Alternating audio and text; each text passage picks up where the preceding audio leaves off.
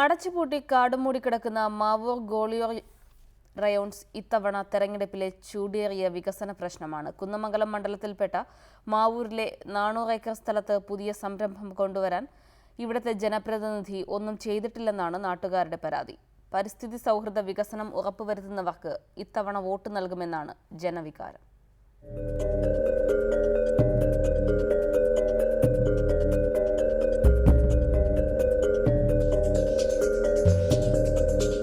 കാലത്തെ ഒരു പ്രദേശത്തിന്റെ ഓർമ്മകളുടെ ബാക്കി പത്രമാണിത്. ആയിരങ്ങൾ ഉപജീവനം കണ്ടെത്തിയ കെട്ടിടങ്ങൾ ഇന്ന് സാമൂഹ്യ വിരുദ്ധരുടെ താവളമാണ്. 1960-ലാണ് മാവൂർ ഗോളിയോർ റയോൺസ് പ്രവർത്തനം ആരംഭിച്ചത്. തൊഴിൽ പ്രശ്നങ്ങളും പരിസ്ഥിതി മലിനീകരണവും ചൂണ്ടിക്കാട്ടിയുള്ള പ്രക്ഷോഭങ്ങൾക്കൊടുവിൽ 2001 ജൂലൈ 7-ന് ഫാക്ടറി പൂർണ്ണമായും അടച്ചുപൂട്ടി. പിന്നീട് അങ്ങോട്ട് ഓരോ സർക്കാരുകളും വിവിധ പദ്ധതി പ്രഖ്യാപനങ്ങൾ നടത്തിയെങ്കിലും ഒന്നും യാഥാർത്ഥ്യമായില്ല.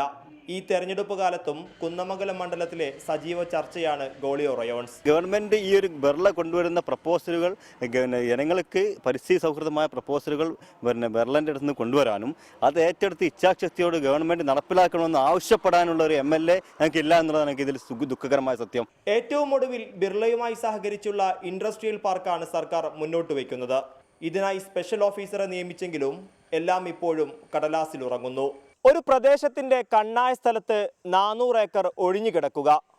വർഷങ്ങളായി ഇവിടുത്തുകാർ ഒരു വ്യവസായ കേന്ദ്രത്തിനായി മുറവിളി കൂട്ടുന്നു.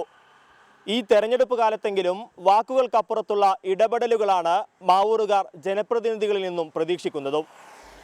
ഷഫീഖ് തച്ചുപറമ്പൻ, റിപ്പോർട്ടർ, കോഴിക്കോട്.